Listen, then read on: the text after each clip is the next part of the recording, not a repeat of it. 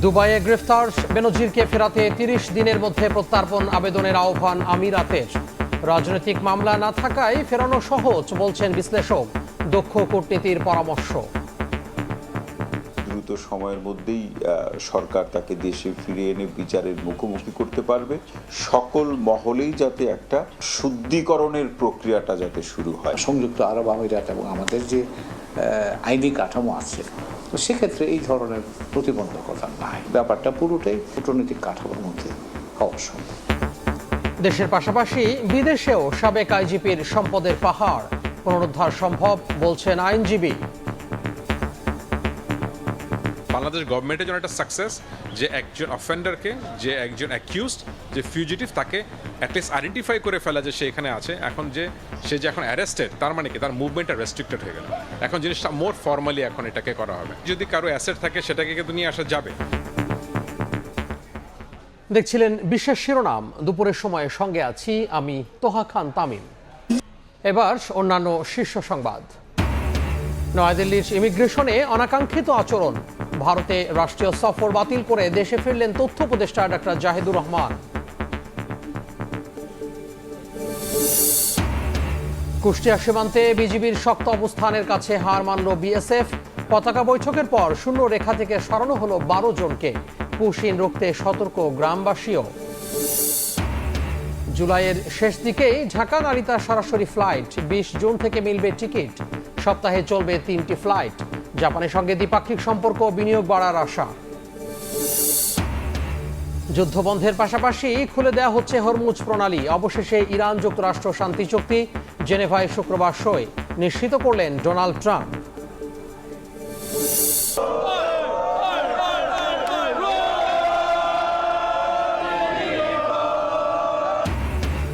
Hot favourite নেদারল্যান্ডসকে রুখে দিল এশিয়ার ফুটবল পরাশক্তি জাপান। নবাগত কুরাসাওকে 7 আপে বরণ জার্মানির। টিউনিসিয়াকে গোল বন্যায় ভাসালো সুইডেন।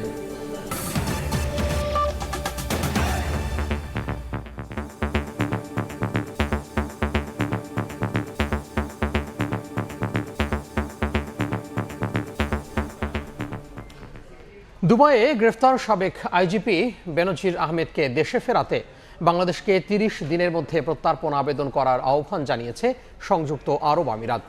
কূটনীতিক বিশ্লেষকরা বলছেন, রাজনৈতিক মামলা না থাকায় তাকে ফেরানো কঠিন হবে না।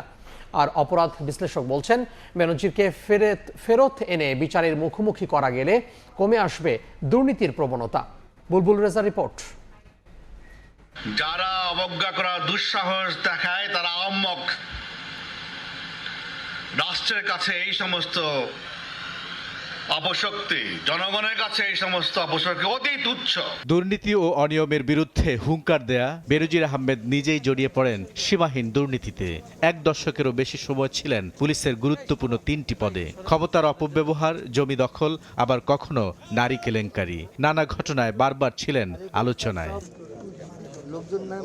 একাধিক মামলার ফেরার হিসেবে কখনো দুবাই, কখনো লন্ডন সহ বিভিন্ন শহরে দীর্ঘদিন আত্মগোপনে ছিলেন সাবেক আইজিপি বেনজির আহমেদ। বাংলাদেশের আবেদনে ইন্টারপোলের ওয়েবসাইটে দীর্ঘদিন ছিলেন মোস্ট ওয়ান্টেডের তালিকায়, তবে শেষ রক্ষা হলো না তার। দুবাই বিমানবন্দর থেকে ১২ জুন ইন্টারপোলের সহায়তায় তাকে গ্রেফতার করা হয়। তারপর থেকে আলোচনায় কিভাবে ফেরানো হবে পুলিশের এই আলোচিত ও নিন্দিত সাবেক আইজিকে।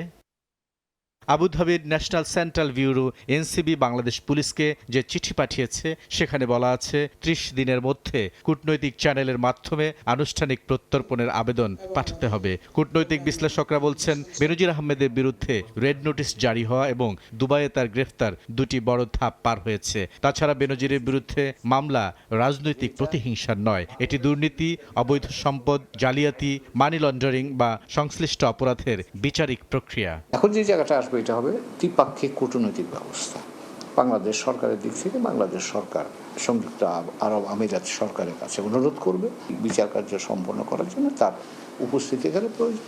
সেই অনুরোধের প্রেক্ষিতেই তারা হয়তো তাকে এখানে পাঠানোর ব্যবস্থা করতে পারে। সংযুক্ত আরব আমিরাত এবং আমাদের যে আইনি কাঠামো আছে, তো সেক্ষেত্রে এই ধরনের প্রতিবন্ধকতা নাই। মোটামুটি আমরা যেই ধরনের আইনি ব্যবস্থাপনা করি তারাও সেই রকমই করেন। কাজে সেই ক্ষেত্রে আমার মনে হয় খুব বেশি জটিলতা হওয়ার কথা নয়। অপরাধ বিশ্লেষকরা মনে করেন বেনজির আহমেদের মতো দুর্নীতির রাঘব বোয়ালদের দেশে ফেরত এনে বিচার নিশ্চিত হলে কমবে অপরাধ প্রবণতা। আইন শৃঙ্খলা বাহিনী বা পুলিশের যে ক্ষমতা বা অন্যান্য পেশার যে ক্ষমতা রয়েছে, তার যে প্রক্রিয়াগত যে ক্ষমতা রয়েছে, সেই ক্ষমতাকে ব্যবহার করে যারা অন্যায় করছেন তাদের জন্য একটা সতর্কবার্তা, এবং অতীতে যারা অন্যায় করছেন তাদের জন্য ভয়ের কারণ যে তাকেও এই অবস্থার মুখোমুখি হতে পারে। বাংলাদেশের সঙ্গে 3টি দেশের বন্দি বিনিময় চুক্তি আছে। দেশগুলো হলো ভারত, থাইল্যান্ড ও দক্ষিণ আফ্রিকা। আরব আমিরাতের সঙ্গে এই ধরনের চুক্তি নেই। তবে বন্দি প্রত্যর্পণ চুক্তি না থাকলেও আরব আমিরাত থেকে অতীতে বিভিন্ন সময় আসামি বা বন্দি ফিরিয়ে আনার একাধিক নজির রয়েছে। বুলবুল রেজা, সময় সংবাদ, ঢাকা। দুবাইয়ে গ্রেফতার সাবেক আইজিপি বেনজির আহমেদকে দেশে ফিরিয়ে আনতে দুর্নীতির সব নথিপত্র গোছাচ্ছে দুদক। স্বরাষ্ট্র মন্ত্রণালয় হয়ে কূটনৈতিক চ্যানেলে এই নথিগুলো পাঠানো হবে বলে জানিয়েছে সংস্থাটি। পলাতক দুর্নীতিবাজদের বিদেশে থাকা সব পদ পুনরুদ্ধার সম্ভব বলে মনে করছেন আইনজীবীরা। তসলিম তৌহিদের রিপোর্ট। রাজধানী অভিজাত এলাকা গুলশানের 126 নম্বর রোডের এই ভবনের 2টি ফ্লোরে 4টি ফ্ল্যাটের মালিক ছিলেন সাবেক আইজিপি বেনজির আহমেদ। গত বছরের ডিসেম্বরে এই ফ্ল্যাটগুলো ক্রয় করে আসবাবপত্রসমূহ রাষ্ট্রীয় কোষাগারে জমা দেয় দুদক। প্রতিটি ফ্লোরের সম্ভাব্য ভাড়া 2,30,000 টাকা ধরা হলেও এখনও তা ভাড়া দিতে পারেনি দুর্নীতি দমন কমিশন। তবে গোপালগঞ্জের সাভানা রিসোর্টটি স্থানীয় প্রশাসনের তত্ত্বাবধানে পরিচালিত হচ্ছে, যেখান থেকে নিয়মিত রাজস্ব জমা হচ্ছে রাষ্ট্রীয় কোষাগারে। দুদকের তথ্য মতে 74 কোটি টাকারও বেশি অবৈধ সম্পদ অর্জনের অভিযোগে 4টি মামলা সহ পাসপোর্ট জালিয়াতি ও মানি লন্ডারিং মিলিয়ে বেনজিরের বিরুদ্ধে মোট 6টি মামলা রয়েছে। ঢাকা, গাজীপুর, গোপালগঞ্জ ও মাদারীপুর সহ দেশের বিভিন্ন স্থানে তার অঢেল সম্পদের খোঁজ পেয়েছে দুদক। এমনকি দেশের গণ্ডি পেরিয়ে দুবাইতে থাকা তার সম্পদও ক্রয় করেছে সংস্থাটি। এদিকে দুবাইতে গ্রেফতার হওয়া বেনজির আহমেদকে দেশে ফিরিয়ে আনতে সমস্ত নথিপত্র তৈরির প্রস্তুতি চলছে। দুর্নীতির এসব নথিপত্র চূড়ান্ত করে স্বরাষ্ট্র মন্ত্রণালয়ের মাধ্যমে পাঠানো হবে কূটনৈতিক চ্যানেলে। ইন্টারপোলে আবেদন করেছিলাম 2টা মামলার প্রেক্ষিতে। মামলা দুটি, একটা পাসপোর্ট জালিয়াতির মামলা আর একটি জ্ঞাত আয় বহির্ভূত সম্পদ অর্জনের মামলা। জ্ঞাত আয় বহির্ভূত সম্পদ অর্জনের একটা মামলায় চার্জশিট দেওয়া হয়েছে, আপনাদের ইতিমধ্যে বলেছি, সেটা ট্রায়াল চলছে। পাসপোর্ট জালিয়াতি সহ আরও 5টি মামলার তদন্ত চলছে। আইনজীবীরা বলছেন, পলাতক আসামিকে দেশে ফিরিয়ে আনতে দুদক সহ সংশ্লিষ্ট সংস্থাকে সঠিক নথিপত্র সরবরাহ ও কূটনৈতিক তৎপরতা আরও জোরদার করতে হবে। দুবাইতে এটা খুব মুখ্য হয়ে দাঁড়ায়, সেটা হচ্ছে কি যে প্রপার ডকুমেন্টেশনসগুলো ঠিক আছে কিনা, যে অ্যালিগেশন অফেন্ডারের বিরুদ্ধে বলা হচ্ছে ডকুমেন্টে সেটা রিফ্লেকশন আসছে কিনা, সেটা বড় একটা বিষয় থাকে। দুবাই গভর্নমেন্টটা কিন্তু টাইম ফ্রেম করে দেয়, এতদিনের মধ্যে সবকিছু পাঠাও, সেই টাইম ফ্রেমের মধ্যে পাঠাতে হবে। একই সঙ্গে দুবাইয়ে জব্দকৃত সম্পদ দেশে ফিরে আনতেও কূটনৈতিক চ্যানেলে আলোচনা অব্যাহত রাখার তাগিদ সংশ্লিষ্টদের। তাসলিম তৌহিদ, সময় সংবাদ, ঢাকা। এদিকে আন্তর্জাতিক অপরাধ ট্রাইব্যুনালে সাবেক আইজিপি বেনজির আহমেদের বিরুদ্ধে একাধিক মামলার তদন্ত চলছে বলে জানিয়েছেন চিফ প্রসিকিউটর। বলেন, শাপলা চত্বর, একরাম হত্যা সহ বিভিন্ন অভিযোগে তার বিরুদ্ধে প্রায় 10টি মামলা তদন্ত চলছে। পাশাপাশি তাকে দেশে ফিরিয়ে এনে বিচারের মুখোমুখি করার কথাও জানান তিনি। চট্টগ্রামের একরাম কমিশনার যে হত্যাকাণ্ড, তার সাথে তার সরাসরি সম্পৃক্ততা ছিল, সেখানেও তিনি আছেন। এবং আরও বললাম যে আরও অন্তত 7 থেকে 10টি মামলার তদন্ত চলমান আছে, যেগুলোতে প্রত্যেকটার মধ্যে তার সরাসরি সম্পৃক্ততা আছে। তিনি পুলিশ কমিশনার হিসেবে অসংখ্য হত্যাকাণ্ডের সাথে জড়িত, তিনি র্যাবের প্রধান হিসেবে অসংখ্য হত্যাকাণ্ডের সাথে জড়িত, তিনি যখন পুলিশের প্রধান ছিলেন, আইজিপি হিসেবে দায়িত্ব পালন করেছেন, অসংখ্য অপরাধের সাথে তিনি জড়িত ছিলেন। অন্য প্রসঙ্গ, ইমিগ্রেশন কর্মকর্তাদের অসৌজন্যমূলক আচরণে রাষ্ট্রীয় সফর বাতিল করে দেশে ফিরলেন তথ্য উপদেষ্টা ডক্টর জাহিদুর রহমান। বেলা 11:30টার দিকে শ্রীলঙ্কা হয়ে শাহজালাল আন্তর্জাতিক বিমানবন্দরে পৌঁছান তিনি। বাংলাদেশ ভারত সম্পর্ক উন্নয়নের প্রচেষ্টার মধ্যেই এই ঘটনাটি নতুন করে কূটনৈতিক আলোচনার জন্ম দিয়েছে। দিল্লি বিমানবন্দরে ইমিগ্রেশনে অনাকাঙ্ক্ষিত ঘটনার মুখোমুখি হন প্রধানমন্ত্রীর পলিসি ও স্ট্র্যাটেজি বিষয়ক উপদেষ্টা জাহিদুর রহমান। সরকারি সূত্র জানিয়েছে, ইন্ডিয়ান ওশান রিম অ্যাসোসিয়েশন বা IOR এর একটি সম্মেলনে অংশ নিতে দিল্লি যাওয়ার কথা ছিল তার। পরে সফর স্থগিত করে দেশে ফিরেছেন প্রধানমন্ত্রীর উপদেষ্টা জায়েদুর রহমান। সোমবার সকাল 11:30টার দিকে শ্রীলঙ্কান এয়ারলাইন্সের একটি ফ্লাইটে তিনি ঢাকায় ফেরেন। এই ঘটনায় রোববার রাত থেকে বিভিন্ন গণমাধ্যমের সংবাদের বরাতে তোলপাড় হয় সামাজিক যোগাযোগ মাধ্যমে। জিজ্ঞাসাবাদের নামে 2.5 ঘন্টা তাকে ইমিগ্রেশন বিভাগে হেনস্থা করা হয় বলে অভিযোগ উঠেছে। এ ঘটনার ক্রিয়া প্রতিক্রিয়া জানান রাজনীতিকরা। পরে উচ্চ পর্যায়ে হস্তক্ষেপের পর ভারতীয় কর্তৃপক্ষ তার প্রবেশের অনুমোদন দেয়, কিন্তু ওই পরিস্থিতির পর দিল্লিতে না গিয়ে তিনি সফর বাতিলের সিদ্ধান্ত নেন। পরে কলম্বো হয়ে ঢাকায় ফিরে আসেন প্রধানমন্ত্রীর এই উপদেষ্টা। তবে এ বিষয়ে ভারতীয় কর্তৃপক্ষের আনুষ্ঠানিক কোনো ব্যাখ্যা এখন পর্যন্ত জানা যায়নি। একইভাবে বাংলাদেশের সরকারের পক্ষ থেকেও এ ঘটনার বিস্তারিত মন্তব্য করা হয়নি। শফিকুজ্জামান রুবেল, সময় সংবাদ, ঢাকা। পররাষ্ট্র মন্ত্রণালয়ে আছেন রিপোর্টার শাতিলা শারমিন। এই বিষয়ে সবশেষ পরিস্থিতি জানতে আমরা সরাসরি যুক্ত হতে চাই তার সঙ্গে। পররাষ্ট্রমন্ত্রী আসলে গণমাধ্যমের সঙ্গে কিছু বলেন কিনা।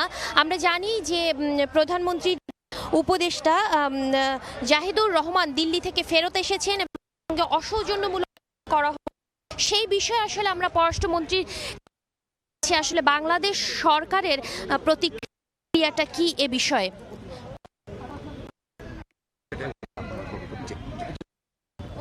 আমরা সামনে প্লিজ আপা আপনারা সরে যান স্যার, এখন সরতে হবে। ওকে রেডি পাচ্ছেন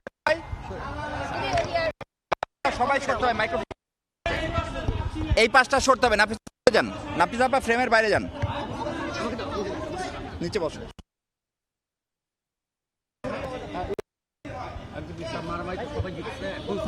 সরেন, রেডি, এবার রেডি, বসেন।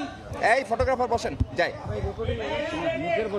স্যার, আপনি জানেন আমাদের প্রধানমন্ত্রীর উপদেষ্টা ডাক্তার জাহিদুর রহমানের সঙ্গে একটা অনাকাঙ্ক্ষিত ঘটনা ঘটেছে দিল্লি এয়ারপোর্টে। সেই বিষয়ে সরকারের বা পররাষ্ট্রমন্ত্রীর অবস্থানটা আমরা জানতে চাই শুধু।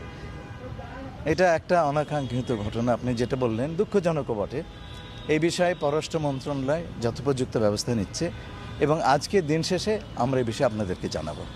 ধন্যবাদ।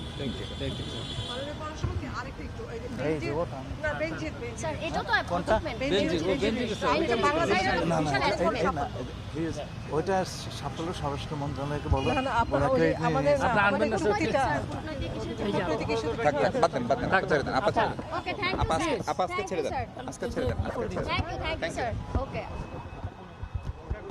পররাষ্ট্রমন্ত্রী যেমনটি বলছিলেন, আসলে এই ঘটনাকে তিনি দুঃখজনক হিসেবে বর্ণনা করেছেন এবং যেটি তিনি আমাদের বিস্তারিত এখনো কোনো কিছু বলা না গেলেও আসলে এই ঘটনাকে দিল্লি থেকে প্রধানমন্ত্রীর উপদেষ্টা জাহিদুর রহমানের ফেরাকে তিনি দুঃখজনক মন্তব্য করেছেন। বাড়তি কোনো মন্তব্য তিনি আসলে করেননি। অনেকগুলো প্রশ্ন ছিল গণমাধ্যম কর্মীদের তার কাছে যে বাংলাদেশের পক্ষ থেকে আসলে কি ধরনের পদক্ষেপ নেওয়া হবে, এই ঘটনা আসলে বাংলাদেশ কি ধরনের প্রতিক্রিয়া জানাবে, এই বিষয়গুলো তিনি জানিয়েছেন যে কূটনৈতিক মহলে এই বিষয়ে আসলে তারা পরবর্তীতে কি ধরনের পদক্ষেপ নেওয়া হচ্ছে সেটি জানাবেন এবং এই ঘটনাকে তিনি দুঃখজনক হিসেবে মন্তব্য করেছেন। এর আগে বলে রাখতে চাই যে জাহিদুর রহমানকে দিল্লি এয়ারপোর্টে অর্থাৎ ইন্ডিয়ান ওশেন রিম সম্মেলনে যোগদানের জন্য তিনি যখন দিল্লিতে যান তখন অনাকাঙ্ক্ষিত পরিস্থিতির মুখোমুখি হতে হয় এবং পরবর্তীতে ভারতীয় কর্তৃপক্ষ তাকে প্রোটোকল দিয়ে দিল্লিতে প্রবেশের অনুরোধ জানালো, তিনি আসলে প্রবেশ করেননি এবং তিনি এ ঘটনাকে অপ্রত্যাশিত এবং অনাকাঙ্ক্ষিত বলে আসলে প্রতিবাদ জানিয়ে তিনি তখনই আরেকটি দেশের মাধ্যমে আসলে বাংলাদেশে চলে এসেছেন। বাংলাদেশে তিনি পৌঁছেছেন সকাল 11:30টায় এবং 11:30 পৌঁছানোর পরে এয়ারপোর্টেও গণমাধ্যম কর্মীদের সঙ্গে প্রধানমন্ত্রী উপদেষ্টা কথা বলেননি এবং আমরা আসলে জানতে চাচ্ছিলাম যে বাংলাদেশের যে পররাষ্ট্র মন্ত্রণালয় রয়েছে সেখানে তার বক্তব্যটা কি, ঢাকার অবস্থান কি। সেই জায়গা থেকে আসলে যতদূর আমরা জানতে পারলাম যে পররাষ্ট্রমন্ত্রী এটাকে দুঃখজনক হিসেবে বর্ণনা করলেন। খলিলুর রহমান জানিয়েছেন যে কূটনৈতিকভাবে আসলে এটার কি পদক্ষেপ নেওয়া হবে তা আসলে পরবর্তীতে জানানো হবে। এই ছিল আমার কাছে সর্বশেষ। সহকর্মী শাতিলা শারমিন যুক্ত হয়েছিলেন পররাষ্ট্র মন্ত্রণালয় থেকে। তারও আগে পররাষ্ট্রমন্ত্রী ব্রিফিং করছিলেন সংবাদকর্মীদের কাছে। বিজিবির শক্ত অবস্থানের কাছে আবারও হার মানল বিএসএফ। 4 দিন পর কুষ্টিয়ার দৌলতপুর সীমান্তের শূন্য রেখা থেকে ভারতে ফিরিয়ে নেওয়া হলো 12 জনকে। এখনও কুড়িগ্রাম ও চুয়াডাঙ্গা সীমান্তে শূন্য রেখায় অবস্থান করছেন 20 জন। অনুপ্রবেশ ঠেকাতে নজরদারি বাড়িয়েছে বিজিবি, সতর্ক পাহারায় আছেন স্থানীয়রাও। প্রায় 96 ঘন্টা পর কুষ্টিয়ার দৌলতপুর সীমান্তের শূন্যরেখা থেকে পুশিনের অপেক্ষায় রাখা 12 জনকে ফিরিয়ে নেয় বিএসএফ। 4 দিন ধরে সীমান্তের কঠোর অবস্থানে দেখা গেছে বিজিবিকে। তাদের সহায়তা করে গ্রামবাসীও। সোমবার সকালে সীমান্তে দেখা দেয় উত্তেজনা। দুই দেশের বাসিন্দারা লাঠিসোঁটা নিয়ে অবস্থান নেয় দুপাশে। অনাকাঙ্ক্ষিত ঘটনা এড়াতে তাৎক্ষণিক বিজিবি বিএসএফ এর কমান্ডার পর্যায়ের পতাকা বৈঠক হয়। বিজিবির শক্ত অবস্থানের কারণে শেষ পর্যন্ত 12 জনকে ভারতের অভ্যন্তরে নিয়ে যায় বিএসএফ। এসে ওদের উঠে নিয়ে চলে গেল, বিজিবি সংবাদ দেয়। ওই মুহূর্তে আমরাও আমাদের বাংলাদেশ পাবলিক জন সব আমরা নাঠিবালা নিয়ে আসলাম। ওরা শুধু নখগুলো উঠে নিয়ে চলে গেল। পুশিং ঠেকাতে সীমান্তে নজরদারি বাড়ানোর কথা জানিয়েছে বিজিবি। সীমান্তের পরিস্থিতি স্বাভাবিক আছে, বাট এই পুশিং রোধে আমাদের যে সেই তৎপরতা আমরা সবসময় বজায় রাখবো। আজকে আবার পতাকা বৈঠক হওয়ার পরে তারা নিয়ে গেল। এখন তাদের ইনভেস্টিগেশনের রেজাল্টটা কি হয়েছে তা তো আমি বলতে পারবো না, বাট তারা নিয়ে চলে গেছে।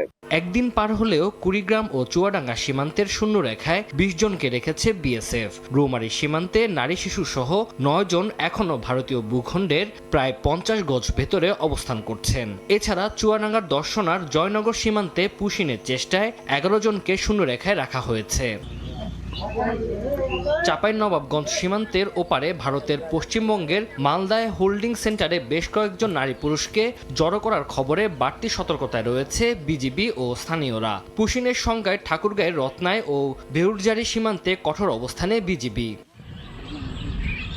ঝিনাইদহের মহেশপুর সীমান্তে পুশিং ঠেকাতে বিজিবির টহল ও গোয়েন্দা নজরদারি জোরদার করা হয়েছে। তানজিল হাসনাত, সময় সংবাদ। এই মুহূর্তে চাঁপাইনবাবগঞ্জ সীমান্তে আছেন রিপোর্টার জাহাঙ্গীর আলম। আমরা সরাসরি যুক্ত হব তার সঙ্গে। চাঁপাইনবাবগঞ্জ সীমান্তের পরিস্থিতি এই মুহূর্তে স্বাভাবিক এবং শান্ত থাকলেও সীমান্তের বাসিন্দাদের মধ্যে কিছুটা উদ্বেগ উৎকণ্ঠা কাজ করছে। কারণ বিভিন্ন মাধ্যমে জানা যাচ্ছে চাঁপাইনবাবগঞ্জের সীমান্তের যে ওই পারে মালদা রয়েছে পশ্চিমবঙ্গে, সেই মালদায় আসলে হোল্ডিং সেন্টার খুলে নারী পুরুষদের আটকে রাখা হয়েছে এবং তাদেরকে আসলে বিএসএফ এর মাধ্যমে হস্তান্তর করার পর পুশিং করা হতে পারে এমন আশঙ্কা আর কথা শোনা যাচ্ছে। এরপর থেকেই মূলত আসলে সীমান্তে ব্যাপক নজরদারি এবং কঠোর তৎপরতা বাড়িয়েছে বর্ডার গার্ড বাংলাদেশ বিজিবি। পাশাপাশি সীমান্তের বাসিন্দারা আসলে বিজিবিকে সহযোগিতা করছে, দিনে এবং রাতে টহল দিচ্ছে বিজিবির সাথে। রাতের অন্ধকারেও আসলে টর্চ লাইট এবং লাঠিসোঁটা নিয়ে সীমান্তের বিভিন্ন এলাকায় তারা বিজিবির যে টহল কার্যক্রমেতে অংশ নিচ্ছে। পাশাপাশি সীমান্তের বাসিন্দাদেরও সহযোগিতা কামনা করছে বিজিবি, যাতে করে যদি আবার নতুন কোনো ধরনের অপতৎপরতা বা পুশিনের ঘটনা ঘটে সাথে সাথেই যাতে তাদেরকে জানানো হয়। আরেকটু বিষয় জানিয়ে রাখি যে গত যে 9 দিন, এই 9 দিনের ব্যবধানে কিন্তু 2 বার পুশিনের চেষ্টা হয়েছে চাঁপাইনবাবগঞ্জে 2টি সীমান্ত দিয়ে। গত শুক্রবার দিবাগত রাতে 15 জন ভারতীয় যে নাগরিক নারী পুরুষ তাদেরকে আসলে পুশিনের চেষ্টা করা হয় রোকনপুর সীমান্ত দিয়ে। যদিও আসলে স্থানীয়দের সহযোগিতায় বিজিবি এই যে পুশিনের চেষ্টা সেটি প্রতিহত করে। এর আগে গত 28 জনকে আসলে গত 4 জুন বাঙ্গাবাড়ি সীমান্ত দিয়ে তাদেরকে আরও 28 জন এই নাগরিককে পাঠানোর চেষ্টা করা হয় বিএসএফ এর পক্ষ থেকে, সেটিও আসলে প্রতিহত করে বিজিবি। এরপর থেকে মূলত ব্যাপক তৎপরতা এবং টহল কার্যক্রম বৃদ্ধি করা হয়েছে। তো এই ছিল চাঁপাইনবাবগঞ্জ সীমান্ত থেকে আমার কাছে সর্বশেষ। সহকর্মী জাহাঙ্গীর আলম যুক্ত হয়েছিলেন চাঁপাইনবাবগঞ্জ সীমান্ত থেকে। শুরুতে ফিফা বিশ্বকাপের খবর।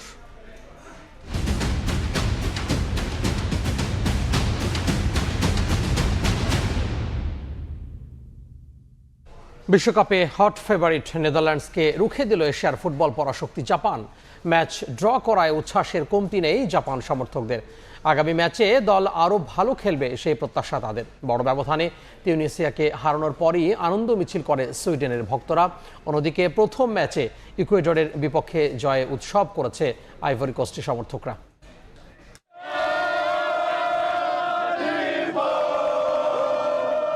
বিশ্বকাপে জাপান নেদারল্যান্ডস ম্যাচ ড্র হলেও স্টেডিয়ামের বাইরে দেখা যায় উৎসবমুখর পরিবেশ। ম্যাচের রোমাঞ্চকর সমাপ্তিকে উদযাপন করতে রাস্তায় নেমে আসেন দুই দলের সমর্থকরা। দলীয় গান গিয়ে আনন্দ ভাগাভাগি করেন তারা। ফলাফল ড্র হলেও সমর্থকদের কাছে ম্যাচটি ছিল স্মরণীয় এক অভিজ্ঞতা। Netherlands score first, but after that, Japanese just scored back immediately, and the goal was so amazing. I think we almost got 2 chances and 2 goals, and no more. Ivory Coast জয়ের পর সমর্থকদের উচ্ছ্বাস ছড়িয়ে পড়ে ফ্যান জোন ও আশপাশের এলাকায়। পতাকা উড়িয়ে নাচ গান করে তারা উদযাপন করেন বিজয়। অনেক সমর্থক এটিকে বিশ্বকাপে নিজেদের অবস্থান জানান দেওয়ার মুহূর্ত হিসেবে দেখেন। জয়োৎসবে আফ্রিকান সংস্কৃতির প্রাণবন্ত রূপও ফুটে ওঠে। এদিকে সুইডেনের বড় জয়ের পর সমর্থকেরা স্টেডিয়াম ছেড়ে বের হওয়ার সঙ্গে সঙ্গেই শুরু হয় উৎসব। গোলবন্যার ম্যাচটি নিয়ে আলোচনা, স্লোগান আর গান চলতে থাকে গভীর রাত পর্যন্ত। বড় ব্যবধানে জয় সমর্থকদের মধ্যেও বাড়তি আত্মবিশ্বাসও এনে দিয়েছে। রাহানুল রানা, সময় সংবাদ। এদিকে নবাগত কুরাসাওকে 7 আপে বরণ করল পরাশক্তি জার্মানি। বড় ব্যবধানে জয়ে বিশ্বকাপ মিশন শুরু করায় বাঁধ ভাঙা উচ্ছ্বাস জার্মান সমর্থকদের। দাপুটে জয়ের পর ব্রাজিল সমর্থকদের খোঁচা দিলেন তারা। জার্মানি থেকে সমর্থকদের উল্লাসের খবর জানিয়েছেন বিটু বড়ুয়া।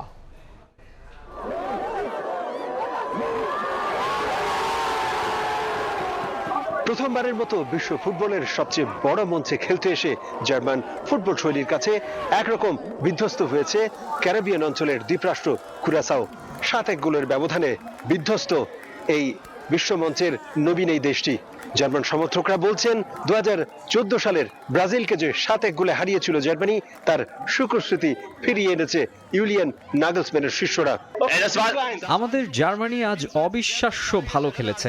7-1 গোলের জয় মানেই আমাদের কাছে ঐতিহাসিক বিশেষ কিছু। আমাদের ফুটবলারদের ধন্যবাদ সেই স্মৃতি ফিরিয়ে আনার জন্য।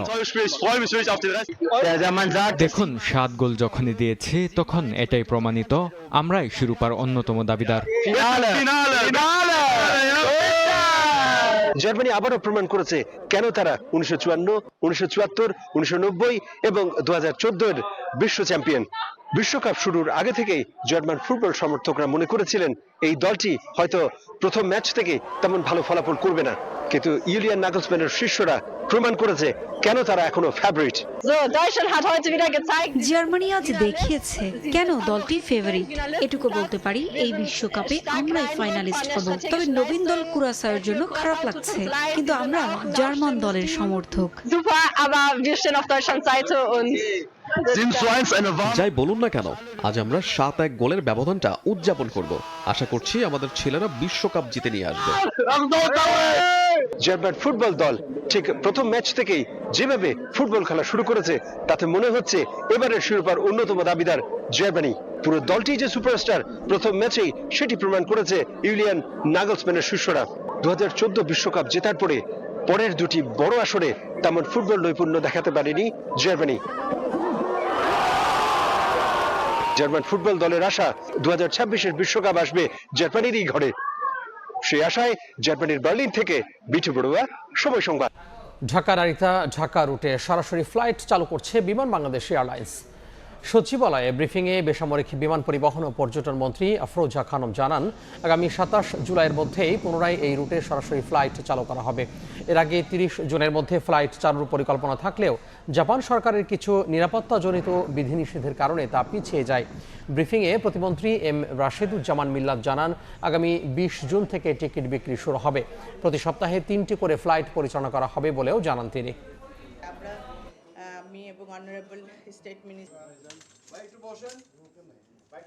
এই রুটের ব্যাপারে কথা বলার জন্য আমি আমার বিমান বাংলাদেশ এয়ারলাইন্সকে ঢাকা নারিতা ঢাকা রুটে 30 জুনের মধ্যে পুনরায় ফ্লাইট পরিচালনার নির্দেশনা প্রদান করে। বিমান এই রুটে চালানোর জন্য আমরা কাজ করে যাচ্ছি। নিরাপত্তাজনিত কারণে সেফটি অডিট তাদের চালাতে দে নিড 45 ডেজ, এবং সেটার কারণে আমাদের ঠিক যে কথাটি আমরা বলেছিলাম আমাদের কারণে নয়, আমরা রেডি ছিলাম। 27 তারিখে আমাদের ফ্লাইটটা চালু হবে, জুলাই 27 তারিখে। গণমাধ্যম বস্তুনিষ্ঠ দৃষ্টিভঙ্গির উপর দাঁড়াতে না পারলে স্বাধীন গণমাধ্যম কমিশন গঠন সম্ভব নয় বলে মন্তব্য করেছেন তথ্য ও সম্প্রচার মন্ত্রী জহিরুদ্দিন স্বপন। সকালে রাজধানী চলচ্চিত্র ও প্রকাশনা অধিদপ্তরে আয়োজিত সেমিনারে অংশ নিয়ে কথা বলেন মন্ত্রী। যে 16 জুন গণমাধ্যমের কালো দিবস রচিত হয়েছিল, সেই দিনকে গণমাধ্যমের স্বাধীনতার প্রাতিষ্ঠানিক কাঠামো গঠনের দিন করার আহ্বান জানান মন্ত্রী। বলেন, মতাদর্শের ভিন্নতা থাকলেও দেশ ও মানবতার কল্যাণে ঐক্যবদ্ধ থাকতে হবে। গণমাধ্যম কমিশন গঠনে তৎপরতা বেগবান হচ্ছে বলেও জানান তথ্যমন্ত্রী।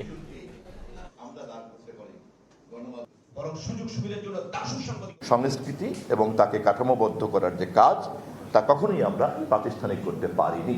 কাঠামোবদ্ধ না করা পর্যন্ত আমরা গণতন্ত্র চর্চা করতে পারবো না।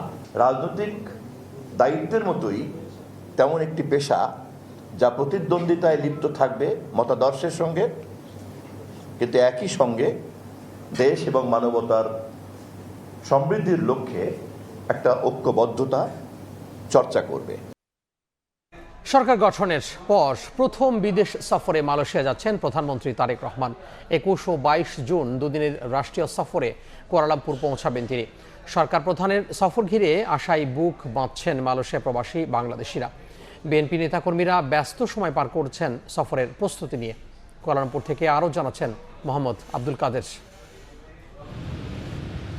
ত্রয়োদশ জাতীয় সংসদ নির্বাচনে জয়ী হয়ে সরকার গঠনের পর প্রথম বিদেশ সফরে প্রধানমন্ত্রী তারেক রহমানের গন্তব্য মালয়েশিয়া। আগামী 21 জুন 2 দিনের সফরে কুয়ালালামপুরে পা রাখবেন তিনি। সরকার প্রধানের রাষ্ট্রীয় এই সফর ঘিরে মালয়েশিয়ায় প্রবাসী বাংলাদেশিদের মাঝে বইছে আনন্দের জোয়ার। দেশটির প্রধান শহরগুলোতে প্রস্তুতি প্রায় গুছিয়ে এনেছেন দলীয় নেতাকর্মী ও সাধারণ প্রবাসীরা। প্রধানমন্ত্রীকে বরণে ব্যস্ত সময় পার করছেন সংশ্লিষ্টরা। অনেকের মতে এই সফর হবে ঐতিহাসিক এবং গুরুত্বপূর্ণ। আমরা চাই বাংলাদেশ এবং মালয়েশিয়ার যে ডিপ্লোম্যাটিক যে সম্পর্ক, বিজনেস এবং সংস্কৃতি সব কিছুতেই বাংলাদেশ এবং মালয়েশিয়ার আগের থেকে আরও ভালো কিছু করবে। তিনি আমাদের প্রবাসীদের নিয়ে যত সমস্যা আছে তিনি তার সমাধান করবেন, এটা আমাদের প্রত্যাশা এবং আশা। আমাদের এখান থেকে যেই আবেদনটা থাকবে প্রধানমন্ত্রীর কাছে, যাতে এখানে যারা অবৈধ আছে তারা যেন বৈধতা পায়। রাজনৈতিক দৃষ্টিকোণ ছাড়াও শ্রমবাজার সম্প্রসারণ এবং প্রবাসীদের স্বার্থ সংশ্লিষ্ট নানা বিষয়ে প্রধানমন্ত্রীর সফর কার্যকর ভূমিকা রাখবে। আগমনের অপেক্ষায় প্রহর গুনছেন প্রবাসী বাংলাদেশিরা।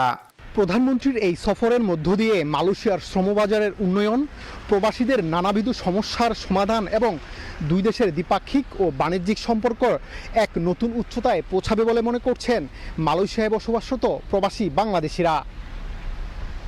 মালয়েশিয়ার প্রধানমন্ত্রীর কার্যালয়ের সামনে থেকে মোহাম্মদ আব্দুল কাদের, সময় সংবাদ। দুপুরের সময় আরও থাকছে। ময়মনসিংহে উত্তোলন দেখানো গম খাদ্য গুদামতেই মজুত। সিন্ডিকেটের মাধ্যমে বিভিন্ন কোম্পানির কাছে বিক্রির অভিযোগ। অভিযানে ধরা পড়ল অনিয়ম।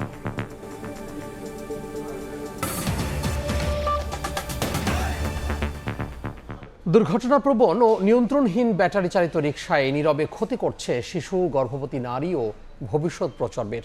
এই যানগুলোর ব্যাটারি এখন দেশের অন্যতম বড় সীসা দূষণের উৎসে পরিণত হয়েছে। সীসা দূষণ নিয়ে আবু সাইদ নিশানের ধারাবাহিক প্রতিবেদনের আজ দ্বিতীয় পর্ব। ক্যামেরায় ছিলেন অনুপ দত্ত।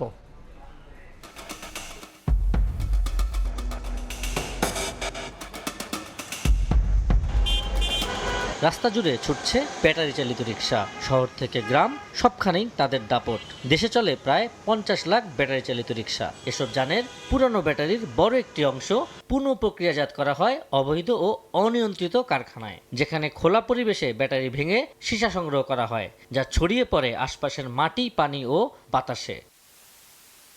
সীসা অ্যাসিড ব্যাটারি ব্যবহার শেষে হয়ে উঠছে বড় ধরনের পরিবেশগত ঝুঁকি। ব্যাটারি চালিত রিকশার সংখ্যা বাড়ার সঙ্গে সঙ্গে বাড়ছে ব্যবহৃত ব্যাটারির পরিমাণও।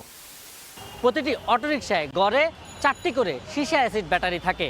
এর মেয়াদ থাকে 9 মাস থেকে 1 বছর। এরপরই এটি পরিবর্তন করতে হয়।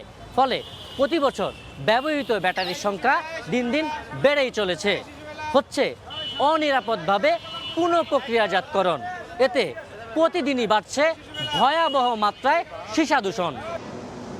বিশেষজ্ঞরা বলছেন, ব্যবহৃত ব্যাটারির প্রায় 80 থেকে 90% রিসাইকেলিং হয় অনিয়ন্ত্রিত ও অবৈধ উপায়ে। ICDDRBর গবেষণায় দেখা গেছে, সীসা শিশুদের মস্তিষ্কের বিকাশে মারাত্মক প্রভাব ফেলে, কমিয়ে দেয় শেখার ক্ষমতা ও IQ। শিশুরা 4 থেকে 5 গুণ বেশি সীসা শোষণ করে। সেটার কারণে দেখা যায় যে প্রচুর পরিমাণে IQ লস হয় বা বুদ্ধিমত্তা কমে যায়। সয়েল, মানুষকে অ্যানিম্যাল এগ্রিকালচারাল প্রোডাক্ট প্রত্যেকটা জায়গাতে আসলে কন্টামিনেটেড করে ফেলতেছে। তার মানে এক্সপোজার সেস বন্ধ করা ছাড়া আমাদের কোনো উপায় নেই। অবৈধ ব্যাটারি কারখানা বন্ধে কঠোর ব্যবস্থা নেওয়া হচ্ছে বলে জানান পরিবেশ অধিদপ্তরের অতিরিক্ত মহাপরিচালক। ইনফরমাল সেক্টরে যা অবৈধভাবে যেখানে সেখানে ব্যাটারিটা গলাচ্ছে, সবাই মিলে আমরা চেষ্টা করছি যে যেসব জায়গা থেকে লেড উৎপন্ন হয়, লেড ব্যবহার করে সেটাকে বন্ধ করা। বিশেষজ্ঞদের মতে কার্যকর নজরদারি ও আইন প্রয়োগ ছাড়া ব্যাটারি চালিত যানবাহনের এই ক্রমবর্ধমান ব্যবস্থাপনা সংকট ভবিষ্যতে আরও বড় জনস্বাস্থ্য ঝুঁকিতে পরিণত হতে পারে। বিশেষজ্ঞরা বলছেন এখনই কঠোর পদক্ষেপ না নিলে সীসা দূষণের এই নীরব সংকট আরও ভয়াবহ আকার নিতে পারে। ভবিষ্যতে তৈরি হতে পারে এক মেধাহীন প্রজন্মর। আবু সাইদ জিশান, সময় সংবাদ, ঢাকা। আদ্দিন হাসপাতালে 6 নবজাতকের মৃত্যুর রেশ না কাটতেই এবার চট্টগ্রামে ভুল চিকিৎসায় শিশু মৃত্যুর অভিযোগ উঠেছে। ভুক্তভোগী পরিবার বলছে চিকিৎসকের অবহেলায় পচে যায় নবজাতকের হাতের আঙ্গুল। পুরো শরীরে ইনফেকশন ছড়িয়ে গেলে ঢাকায় নিয়ে হাত কেটেও বাঁচানো যায়নি শিশুটিকে। তবে হাসপাতাল কর্তৃপক্ষের দাবি বাম হাত ফোলা নিয়েই ভর্তি করা হয়েছিল তাকে। অনেক বিশ্বাসের ক্যামেরায় শফিকুল আলমের রিপোর্ট।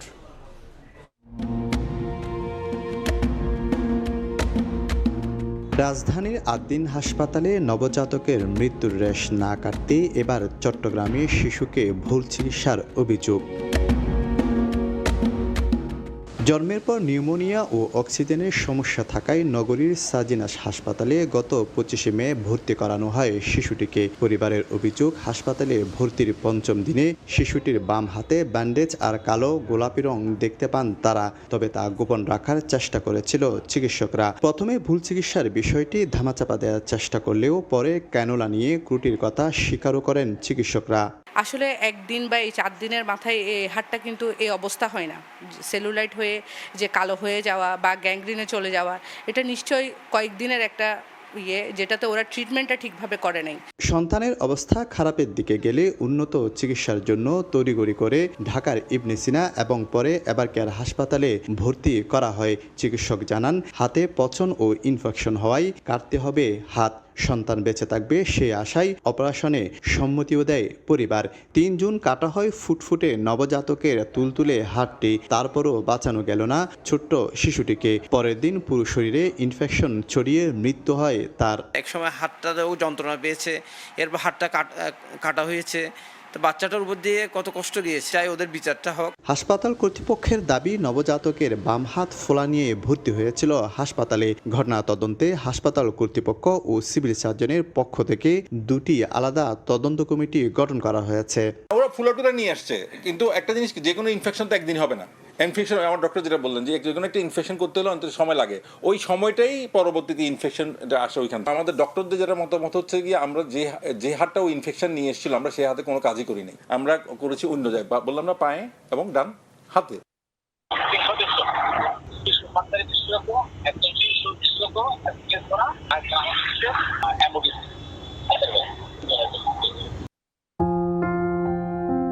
এর আগে নবজাতকের মায়ের দেয়া একটি আবেগঘন স্ট্যাটাস, আমি একজন ভুক্তভোগী মা, সামাজিক যোগাযোগ মাধ্যমে ছড়িয়ে পড়লে দেশের চিকিৎসা সেবা নিয়ে সমালোচনার ঝড় ওঠে, যা নাড়া দেয় দেশের মানুষকে।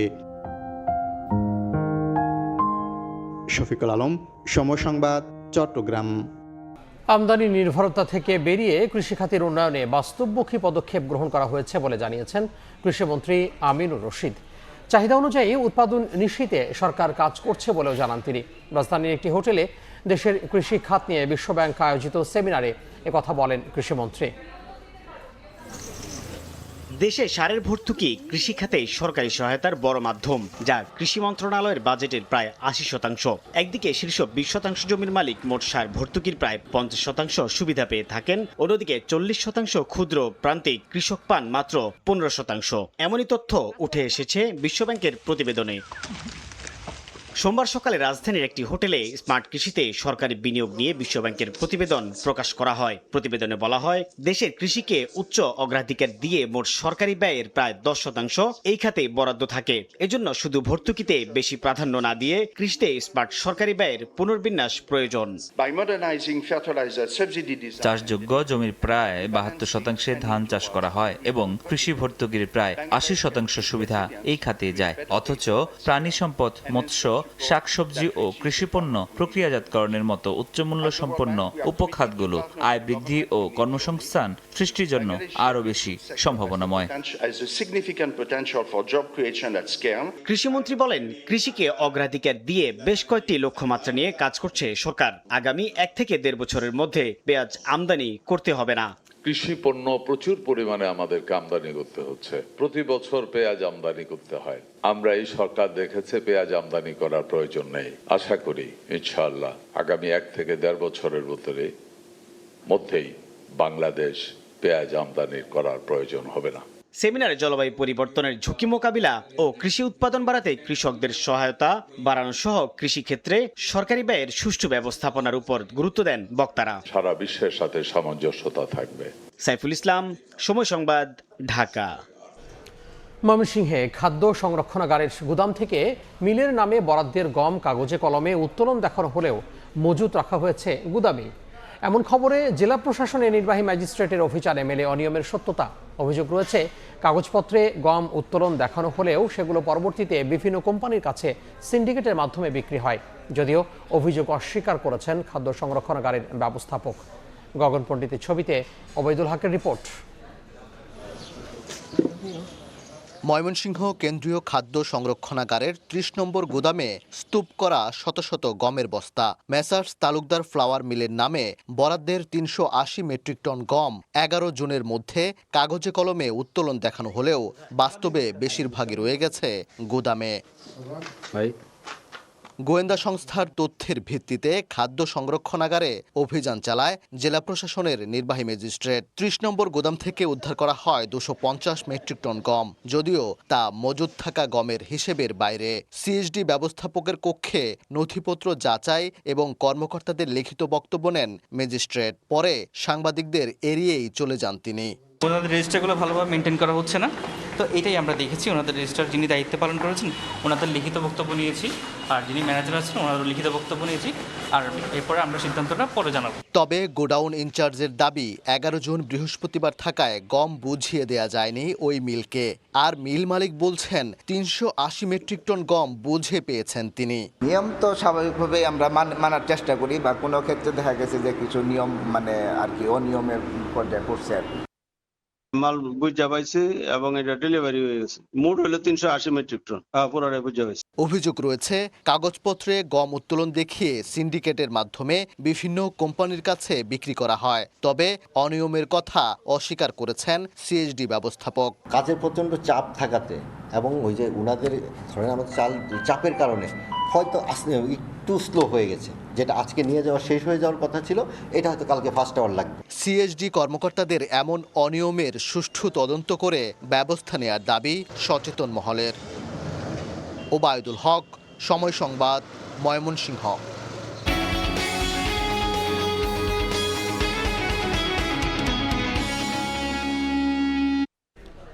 বাজারে আসতে শুরু করেছে রংপুরের ঐতিহ্যবাহী হাড়িভাঙা আম।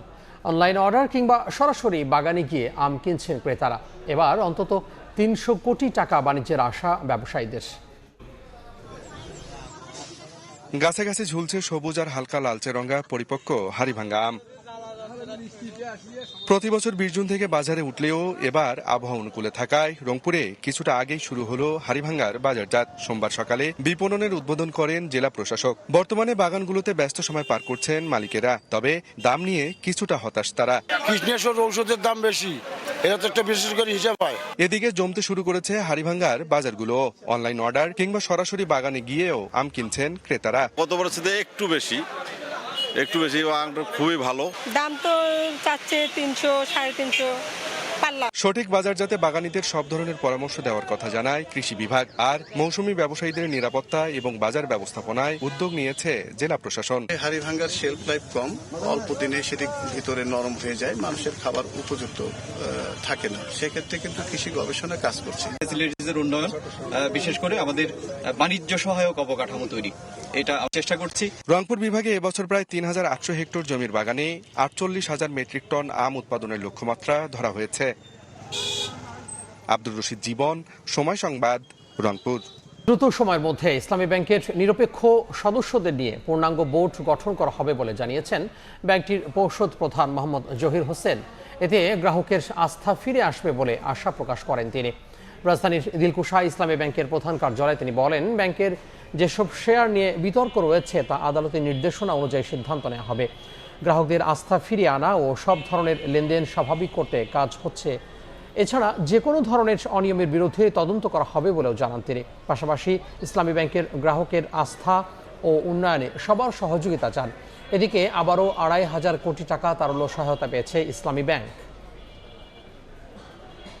দেশের বাইরের খবর। অবশেষে যুদ্ধবন্ধে শান্তি চুক্তিতে পৌঁছেছে ইরান ও যুক্তরাষ্ট্র। শুক্রবার সুইজারল্যান্ডের জেনেভায় আনুষ্ঠানিকভাবে দুই দেশ চুক্তিতে সই করবে। দেশ দুটির সমঝোতায় পৌঁছানোর ঘোষণা দেন পাকিস্তানের প্রধানমন্ত্রী শাহবাজ শরীফ। চুক্তির অংশ হিসেবে হরমুজ প্রণালী উন্মুক্ত এবং নৌ অবরোধ প্রত্যাহারের কথা জানান ট্রাম্প। চুক্তি চূড়ান্ত হওয়াকে স্বাগত জানিয়েছে বাংলাদেশ সরকারও।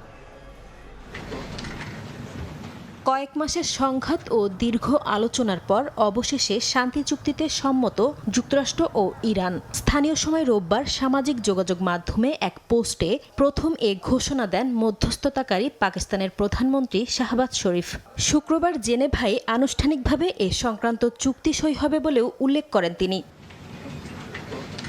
এর কিছুক্ষণ পরই মার্কিন প্রেসিডেন্ট ডোনাল্ড ট্রাম্প ট্রুথ সোশ্যালে এক বার্তায় বিষয়টি নিশ্চিত করেন। এটাকে বড় ধরনের সমঝোতা উল্লেখ করে তিনি দাবি করেন, এই চুক্তি মধ্যপ্রাচ্যে স্থিতিশীলতা ফিরিয়ে আনবে। শুক্রবারই হরমুজ প্রণালী পুনরায় খুলে দেওয়া হবে বলেও জানান তিনি। এদিকে চুক্তি স্বাক্ষরের দিনক্ষণের বিষয়টি নিশ্চিত করলেও হরমুজ ইস্যুতে ইরানের পক্ষ থেকে এসেছে ভিন্ন ব্যাখ্যা। দেশটির রাষ্ট্রীয় বার্তা সংস্থা মেহের নিউজ জানিয়েছে, ভবিষ্যৎ সমঝোতায় প্রণালীটি ইরানি ব্যবস্থাপনায়ই পরিচালিত হবে। চুক্তিতে গেলেও ইরান যুক্তরাষ্ট্রকে পুরোপুরি বিশ্বাস করছে না দাবি করে উপপররাষ্ট্রমন্ত্রী কাজেম ঘারিবাবাদি বলেন, চুক্তির পর ৬০ দিনের আলোচনায় প্রধান অগ্রাধিকার হবে দেশটির উপর সব ধরনের নিষেধাজ্ঞা প্রত্যাহার। চুক্তির খসড়ায় লেবানন সহ সব ফ্রন্টে যুদ্ধবিরতি, ইরানের ওপর নৌ অবরোধ প্রত্যাহার, হরমুজ প্রণালী পুনরায় চালু এবং পারমাণবিক অস্ত্র তৈরি না করার বিষয়ে ইরানের প্রতিশ্রুতি রয়েছে বলে জানিয়েছে ইরানি গণমাধ্যম। একই সঙ্গে অভ্যন্তরীণ বিষয়ে হস্তক্ষেপ না করা, নতুন নিষেধাজ্ঞা না দেয়া এবং সামরিক উপস্থিতি না বাড়ানোর প্রতিশ্রুতিও রয়েছে যুক্তরাষ্ট্রের। নাসরিন রুমি, সময় সংবাদ। আবারও বিশ্বকাপ প্রসঙ্গ। বিশ্বকাপে আর্জেন্টিনার প্রথম ম্যাচ উপলক্ষে নবরূপ এসেছে কানসাস সিটি। বিমানবন্দর থেকে রাস্তাঘাট সবখানে বিশ্ব চ্যাম্পিয়নদের ঘিরে নানা আয়োজন। টিম হোটেল ও প্র্যাকটিস গ্রাউন্ডে ভিড় করছেন সমর্থকরা। আনহেল ডি মারিয়াকে মিস করছেন তারা। তবে ভক্তদের আশা, তাকে ছাড়াই ২০২২ বিশ্বকাপে সাফল্যের ধারাবাহিকতা বজায় রাখবে স্ক্যালোনি দল। যুক্তরাষ্ট্র থেকে আরও জানাচ্ছেন SM ইকবাল। বিশ্বকাপের যে উত্তাপ, যে উন্মাদনা, যেটা নিউ ইয়র্ক কিংবা নিউ জার্সিতে কম ছিল, খানিকটা কম ছিল, কানসাস সিটিতে এসে আমরা কিন্তু দেখতে পাচ্ছি সেটা একদম ষোলকলা পূর্ণ করেছে। একেবারে বিমানবন্দর থেকে শুরু করে কানসাস সিটির বিভিন্ন অলিতে গলিতে এখন পর্যন্ত আমরা যেই স্থানেই গিয়েছি সেখানেই দেখেছি বিশ্বকাপ জ্বরে কাঁপছে মার্কিন যুক্তরাষ্ট্র। এটা কেবল সম্ভব হয়েছে আর্জেন্টিনা ফুটবল দলের জন্য। বিশ্বের বিভিন্ন জায়গা থেকে ফুটবল ভক্তরা একত্রিত হয়েছে এখানে। তারাও অপেক্ষা করছে প্রিয় দলকে সমর্থন দেওয়ার জন্য। আমরা কয়েকজন আর্জেন্টাইন ভক্তদের সঙ্গে কথা বলেছি। তাদের প্রত্যাশা আর্জেন্টিনা ম্যাচ বাই ম্যাচ জিতে পর্যায়ক্রমে ফাইনালের মঞ্চে যাবে। My expectation is high. বড়, দলটা শক্তিশালী। 2022 সালের মতোই আর্জেন্টিনা থেকে অনেকেই সমর্থন জানাতে আসছেন। আমরাই দলের দ্বাদশ খেলোয়াড়। আলজেরিয়ার বিপক্ষে প্রথম ম্যাচটা কঠিন হবে। ওরা কঠিন প্রতিপক্ষ, তারা বিশ্বকাপে নিজেদের প্রমাণ করতে চাইবে। এই ম্যাচটা জিততে পারলে ছন্দ পেয়ে যাবে আর্জেন্টিনা। চ্যাম্পিয়ন তকমা নিয়ে টুর্নামেন্ট শুরু করাটা বেশ চাপের ব্যাপার। সবাই আমাদের নিয়ে আলাদাভাবে কৌশল সাজাচ্ছে। ম্যাচ বাই ম্যাচ এগোতে হবে। আমাদের মেসি আছে। অনেকের কাছেই আর্জেন্টিনা দলে এবার ঘাটতি দেখছেন আনহেল ডি মারিয়ার অনুপস্থিতি। তবে আর্জেন্টাইন ফুটবল ভক্ত যারা রয়েছেন তারা কিন্তু আসলে তেমনটা মানতে চান না। তারা বলছেন তাদের যে প্রত্যাশা বা তাদের যে বিশ্লেষণ, দলে যেসব তরুণ ফুটবলার রয়েছে তাদের উপর তারা আস্থা রাখতে চান। ডি মারিয়াকে অনেক মিস করব, তবে তাকে ছাড়াও দলটা শক্তিশালী। আলভারেজ, সিমিওনে, এনজো, ম্যাক অ্যালিস্টাররা আছেন। মরক্কোর বিপক্ষে পয়েন্ট ভাগ করে নিজেদের বিশ্বকাপ মিশন শুরু করেছে 5 বারের বিশ্ব চ্যাম্পিয়ন ব্রাজিল। আর্জেন্টিনার সামনেও এবার শক্তিশালী প্রতিপক্ষ। যদিও আলজেরিয়াকে হারিয়ে ইতিবাচক শুরু করার জন্য যথেষ্ট শক্তি এবং সামর্থ্য দুই রয়েছে লিওনেল স্ক্যালোনি শিষ্যদের। যুক্তরাষ্ট্রের কানসাস সিটি থেকে SM ইকবাল, সময় সংবাদ। 1974 সাল থেকে প্রতিটি বিশ্বকাপে একটি ড্রাম বাজিয়ে আর্জেন্টিনা দলকে সমর্থন জানাতেন বিশেষ এক ভক্ত। বছর দুয়েক আগে তার মৃত্যুর পর ওই বিখ্যাত ড্রামটি বহন করছেন অন্যরা, যার সঙ্গে মিশে আছে আবেগ আর ভালোবাসার সুন্দর গল্প। যুক্তরাষ্ট্রের কানসাস সিটি থেকে আরও জানাচ্ছেন সাজিদ মুস্তাহিদ।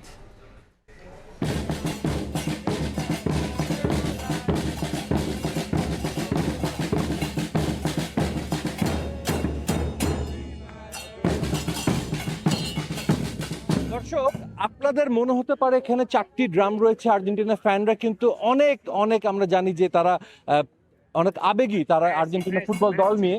4টা ড্রাম দেখতে পাচ্ছি আমরা এখানে। তবে এই 4টা ড্রামের মধ্যে একটা ড্রাম, এই ড্রামটা কিন্তু একটু ব্যতিক্রম। এটা বলতে হয় এই ড্রামটার যার অরিজিনাল এটার যে মালিক তুলা, এই ড্রামটি মানে আমরা তো জানি অনেকে 5টা 10টা করে বিশ্বকাপ দেখে। এই একটা ড্রাম আর্জেন্টিনার হয়ে মোট 16টি বিশ্বকাপে গিয়েছে। আর্জেন্টিনা দল যখন যে বিশ্বকাপ খেলেছে এরকম 1, 2, 3, 4 করে 16টি বিশ্বকাপে এই ড্রামটি ছিল। সেই তুলা এখন আমাদের মাঝে নেই, সে পৃথিবীর মায়া ত্যাগ করে চলে গেছে, কিন্তু ড্রামটি কিন্তু এখনো আছে এবং এই ড্রামটি এবারও থাকবে এই যুক্তরাষ্ট্র বিশ্বকাপে কানসাসে, যেখানে আর্জেন্টিনা তাদের প্রথম ম্যাচ খেলবে। সেখানে your name? My name is Guillermo. Guillermo কিন্তু সেই ড্রামটি নিয়ে আসে। Guillermo, just tell me about this drum, the legacy of this drum, please.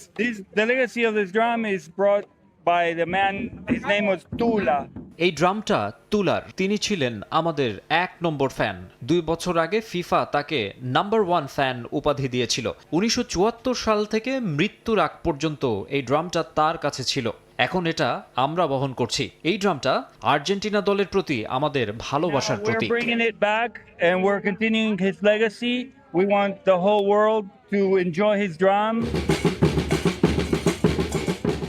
1974 সালে for the very first time এই ড্রামটা কোনো বিশ্বকাপে ছিল। এরপর 1978-এ আর্জেন্টিনা প্রথম বিশ্বকাপ জিতেছে, 86-তে দ্বিতীয় এবং এরপর 2022-এ তৃতীয় বিশ্বকাপ জিতেছে। এবারও কিন্তু আর্জেন্টিনা দল এসেছে বিশ্ব চ্যাম্পিয়নের যে তকমা সেটা ধরে রাখার একটা মিশন নিয়ে এবং এই সমর্থকরা পেছনে হোটেল রয়েছে, দিন রাত উপেক্ষা করে সমর্থকরা কিন্তু আসছেন। এই 16 বিশ্বকাপের ঐতিহাসিক এই ড্রাম নিয়ে কিন্তু এবারও এই সমর্থকরা মাঠ মাতাবে, মেসিদের সমর্থন যোগাবে।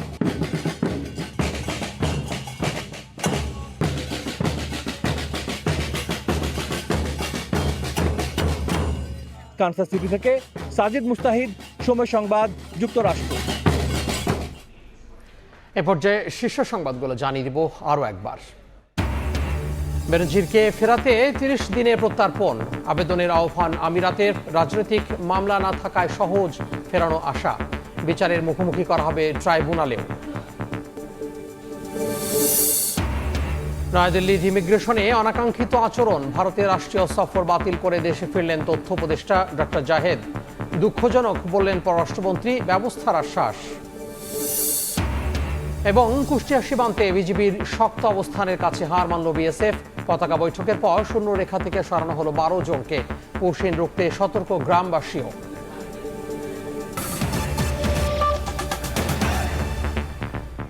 এই ছিল দুপুরের সময়। দর্শক, বিশ্বকাপ ফুটবলের মহাযজ্ঞ সরাসরি সম্প্রচার করছে সময় টেলিভিশন। দেখতে চোখ রাখুন সময়ের পর্দায়। এরপর বিভাগীয় সময় নিয়ে সঙ্গে থাকবেন সহকর্মী ইমদাদুল হক। তামিম, আপনাকে ধন্যবাদ।